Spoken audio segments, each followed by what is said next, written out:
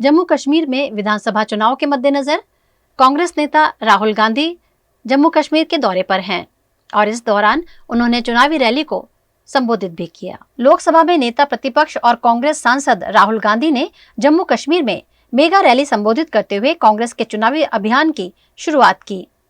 जम्मू कश्मीर के रामबन की रैली में राहुल गांधी ने भारतीय जनता पार्टी और आरएसएस पर निशाना साधा। इस दौरान उन्होंने जम्मू कश्मीर के राज्य दर्जे, बेरोजगारी, बिजली समस्या और देश में फैली नफरत पर बात की। राहुल गांधी ने कहा कि भारत के इतिहास में पहली बार राज्य का दर्जा छीन गया है।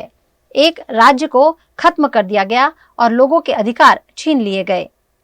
उन्होंने आगे कहा कि पूरे देश में बीजेपी और आरएसएस के लोग नफरत और हिंसा फैला रहे हैं। उनका काम नफरत फैलाने का है और हमारा काम मोहब्बत फैलाने का है। वो तोड़ते हैं और हम जोड़ते हैं। नफरत को मोहब्बत से ही हराया जा सकता है। अंत में मोहब्बत की ही जीत होती है। पहले नरेंद्र मोदी छाती फैलाकर आते थे और अब झुकाकर आते हैं। हिंदुस्तान के इतिहास में पहली बार स्टेटहुड छीना गया है। सबसे पहले आपने देखा होगा कि पूरे देश में बीजेपी के लोग, आरएसएस के लोग नफरत फैला रहे हैं, हिंसा फैला रहे हैं, डर फैला रहे हैं। तो लड़ाई दो विचारधाराओं के बीच में है। एक तरफ नफरत, हिंसा, डर, दूसरी तरफ मोहब्बत, रिस्पेक्ट, इज्जत। आपने देखा होगा कन्याकुमारी से कश्मीर 4000 किलोमीटर हम चले और हमने बीजेपी के खिलाफ नारा दिया, नफरत के बाजार में मोहब्बत की दुकान खोलनी है। पहले नरेंद्र मोदी जी छाती फैला के आते थे, अब नरेंद्र मोदी जी ऐसे आते हैं।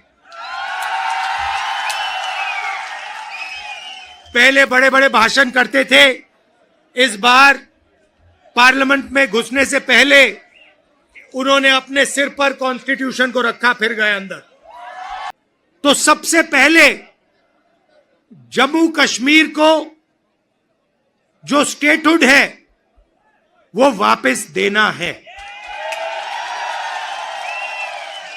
क्योंकि आपका सिर्फ स्टेट नहीं छीना गया, आपके अधिकार, आपका धन, सारा का सारा आपसे छीना जा रहा है। तो हमारा पहला कदम जम्मू कश्मीर को स्टेटहुड वापस देने का होगा। दरअसल जम्मू कश्मीर में 10 साल बाद विधानसभा चुनाव होने जा रहे हैं। आर्टिकल 370 खत्म किए जाने के बाद जम्मू कश्मीर को केंद्र शासित प्रदेश बना दिया गया था। इसके बाद पहली बार चुनाव होने जा रहे हैं। चुनाव 3 चरणों में होंगे। 90 विधानसभा सीट्स के लिए 18 सितंबर, 25 सितंबर और 1 अक्टूबर को मतदाता अपने मत का इस्तेमाल करेंगे। वहीं 8 अक्टूबर को चुनाव के परिणाम घोषित किए जाएंगे।